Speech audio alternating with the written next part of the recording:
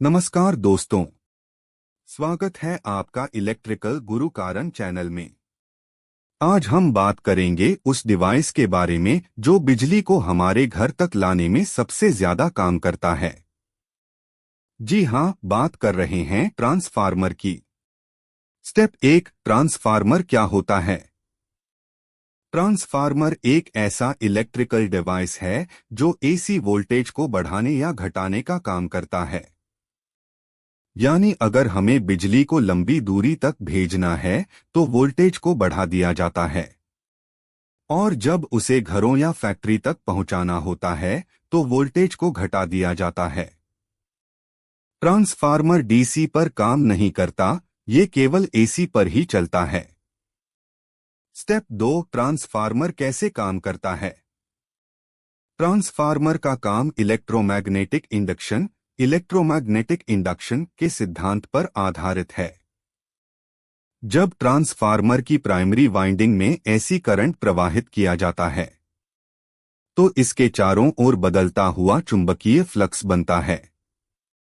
यह flux iron core के माध्यम से सेकेंडरी वाइंडिंग में पहुंचता है, जहां यह एक नया वोल्टेज प्रेरित करता है।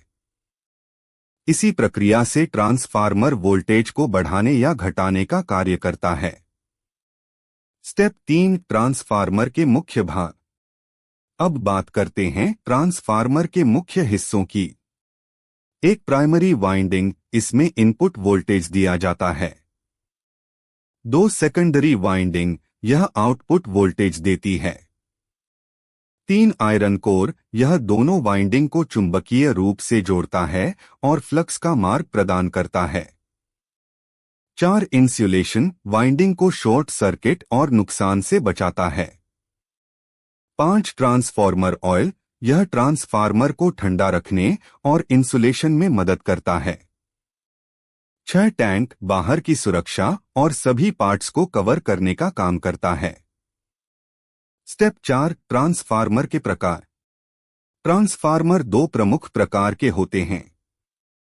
एक step up transformer, step up transformer, यह वोल्टेज बढ़ाने का काम करता है। उदाहरण के लिए, बिजली घरों में जहां बिजली पैदा होती है वहां 11 केवी को बढ़ाकर 132 केवी या उससे ज्यादा कर दिया जाता है। 2 step down transformer, step down transformer, यह वोल्टेज घटाने के लिए उपयोग होता है ताकि बिजली सुरक्षित रूप से हमारे घरों और उद्योगों तक पहुंच सके। स्टेप 5, ट्रांसफार्मर का स्टेप बाय स्टेप वर्किंग। अब देखते हैं ट्रांसफार्मर का पूरा काम स्टेप बाय स्टेप। स्टेप 1, बिजली घर, पावर स्टेशन में टरबाइन के द्वारा एसी वोल्टेज पैदा होता है।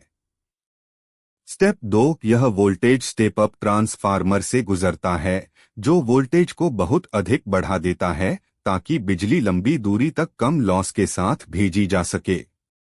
स्टेप 3, ट्रांसमिशन लाइन से होते हुए बिजली हमारे शहरों या गांवों के सबस्टेशन तक पहुंचती है।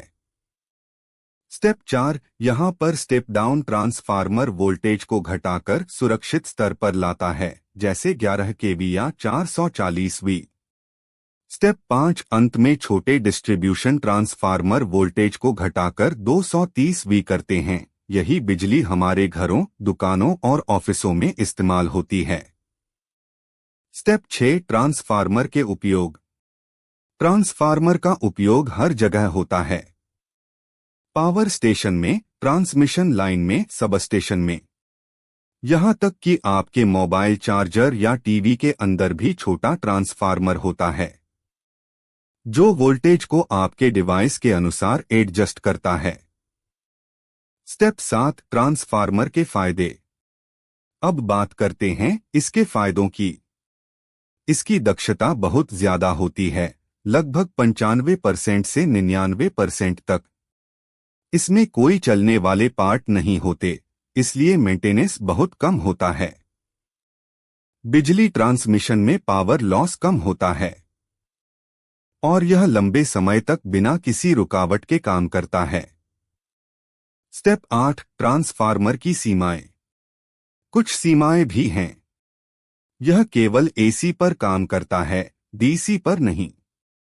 यह बहुत भारी और महंगा उपकरण होता है और अगर ओवरलोड या शॉर्ट सर्किट हो जाए तो यह नुकसान पहुंचा सकता है। स्टेप 9 आसान उदाहरण। मान लीजिए एक पावर स्टेशन में 11,000 वोल्ट की बिजली बनी। वह ट्रांसफार्मर से होकर 132,000 वोल्ट बन जाती है ताकि बिजली लंबी दूरी तक बिना नुकसान के जा सके।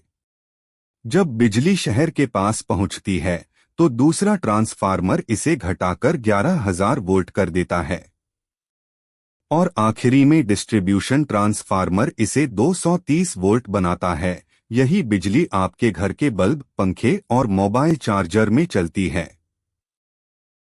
तो दोस्तों, ट्रांसफार्मर बिजली व्यवस्था का सबसे महत्वपूर्ण हिस्सा है। इसके बिना बिजली को न तो दूर तक भेजा जा सकता है और न ही सुरक्षित रूप से उपयोग किया जा सकता है। अगर आपको ये जानकारी पसंद आई हो तो वीडियो को लाइक करें, शेयर करें और ऐसे ही शानदार इलेक्ट्रिकल ज्ञान के लिए चैनल इलेक्ट्रिकल गुरु कारण को सब्सक्राइब जरूर करें।